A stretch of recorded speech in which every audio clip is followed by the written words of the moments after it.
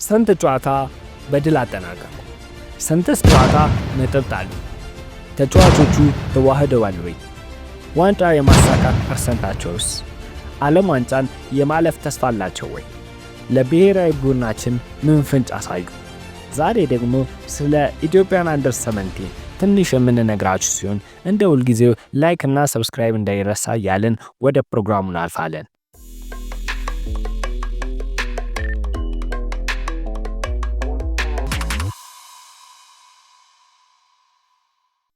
የኢትዮጵያ አንደር 17 ባለወጣት ቡድን ወይም ቀይ ቀበሮቹ ለ2026 ለሚደረገው የአፍሪካ ዋንጫ በማለፍ በተሻለ አቀማመጥ ላይ ይገኛሉ። ይህም ቡድኑ ከ1997 በኋላ ይህም ማለት ከ22 ዓመታት በኋላ ይህ ለሶስተኛ ጊዜ ማለፉን አረጋግጧል። በዋና አሰልጣኝነት ቤንጃሚን ዚመር እየተመራ ለአፍሪካ ዋንጫ ደርሷል። የፊፋ አንደር 17 የዓለም ዋንጫ ተሳትፎ እስካሁን አላገኙም። ላይክ እና ሼር ባረጋችሁ ቁጥር ለብዙ ሰው እንዳረሳለን። ላይክ እና ሼር እንዳትረሱ። ተጫዋቾቹ ተዋህደዋል ወይ ነው የመጀመሪያው ጥያቄ። አዎ ተዋህደዋል። ምክንያቱም በእርስ በርስ የመጫወት መንፈስና የቡድን አንድነት ያሳያሉ። አሰልጣኙም በደንብ አግባብቷቸዋል። አጫዋታቸውም ማራኪ የሚባል አድርጎታል። በ2025 የአፍሪካ ከአንደር 17 ዋንጫ ምድብ ውድድር ውስጥ የኢትዮጵያን አንደር 17 ቡድን ያስመዘገቡ ውጤት ስንመለከት የመጀመሪያው ጨዋታ ከሩዋንዳ ጋር 2-0 አሸነፈ። ቀጣይ ከደቡብ ሱዳን ጋር 4-1 አሸነፈ። ቀይ ቀበሮቹ ከኬንያ ጋርም የተጫወቱ ሲሆን እንደዚሁ 1-0 አሸነፈ። በአጠቃላይ በግሩፑ አጠቃላይ ውጤት 4 ጨዋታ በመጫወት 3ቱን በድል አጠናቀቀ። አንዱን አቻ ወጣ። ምንም ሳይሸነፍ በምድቡ የበላይነት ጨረሰ። እስኪ ያገቡትን ጎሎች ተመልክተን እንመለስ።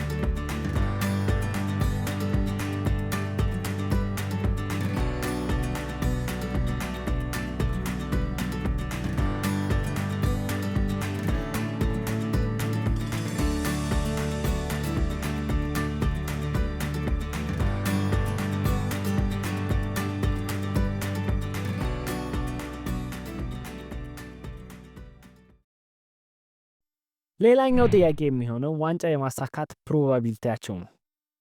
ከ16ቱ አንዱ ብቻ ዋንጫ የሚበላ እና በጣም ምርጥ ቡድኖች አሪፍ አጫወት የሚጫወቱ ቡድኖች አሉት። እንደምታውቁት አፍሪካ ዋንጫ አፍሪካዎች የሚጫወቱበት ነው። ከነዛም ውስጥ ቀይ ቀበሮቹ ከ22 ዓመታት በኋላ አልፈዋል። ለነሱ አዳዲስ ነገሮች የሚሞክሩበት ነው። ያለው የተጫዋቾቹ ከ17 ዓመት በታች ሲሆኑ ለ22 ዓመታት ግን ብሔራዊ ቡድኑ አላለፈም ነበር። እናም ለነሱ አዲስ ነው የሚሆነው። የዋንጫ የማሳካት ፕሮባቢሊቲያቸውም በዛው ልክ ዝቅተኛ ነው። ነገር ግን ለዓለም ዋንጫ የማለፍ እድላቸው ሰፋ ያለ ነው። ዓለም ዋንጫ የማለፍ እድላቸውን ስንመለከት አዎ የማለፍ ተስፋ አላቸው። በተለይም አፍሪካ ከ17 ዓመት በታች ማህበረሰብ ውድድሮች ለምሳሌ የአፍሪካ ዋንጫ ከ17 ዓመት ዋንጫ እንደ ድንገት በድል ከጨረሱ ወይም ወደ ፊፋ 17 ዓመት ዓለም ዋንጫ ለማለፍ ለመጫወት እድል አላቸው። ከ16ቱ ቡድኖች ውስጥ 10 ቡድኖች ስለሚያልፉ ለማለፍ አይቸግራቸውም።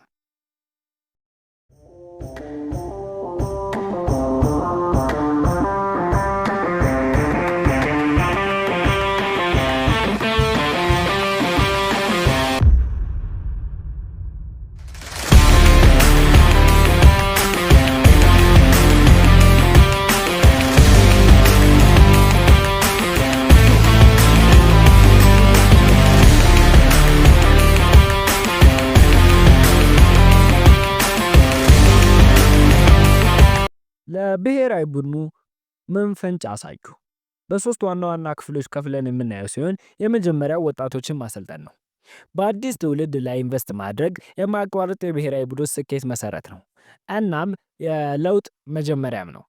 ሁለተኛው ደግሞ የቡድን ስራና ተባባሪነት ነው። እርስ በእርስ የመስራት ባህሪ በከፍተኛ ደረጃ ላይ መገንባት ይገባል። እናም አሰልጣኝ ቤንጃሚን ተጫዋቾቹን እንዲተዋወቁ አብረው እንዲውሉና እንዲጫወቱ ያደርጋል። ይህም ተጫዋቾቹ እንዲዋሃዱ ያደርጋል፣ የበለጠም ለውጤትና ለስኬት ይረዳል። ሶስተኛው ደግሞ ታክቲካዊ እቅድ። የጨዋታ እቅድ በግልጽ የተገላለጸ ተጫዋቾች የሚከተሉ ዘዴ ለስኬታማ ለብሔራዊ ቡድን ይጠቅማል። የወጣት ተጫዋቾችን እድገት ለረጅም ጊዜ ማሰልጠን፣ ድጋፍ መስጠት አስፈላጊ ነው። እናም ለብሔራዊ ቡድኑ ያሳዩት ፍንጭ ቀላል የሚባል አይደለም። በዚሁ ከቀጠሉ ለአፍሪካ ዋንጫና ለዓለም ዋንጫ አሪፍ የሚባል ውጤት ያሳያሉ ተብሎ ይገመታል። እስካሁን ከተከታተላችሁን ላይክ እና ሰብስክራይብ ማድረጋችሁን እንዳትረሱ እያልን በቀጣይ ቪዲዮ እስከምንገናኝ ቻው ቻው ብለናል።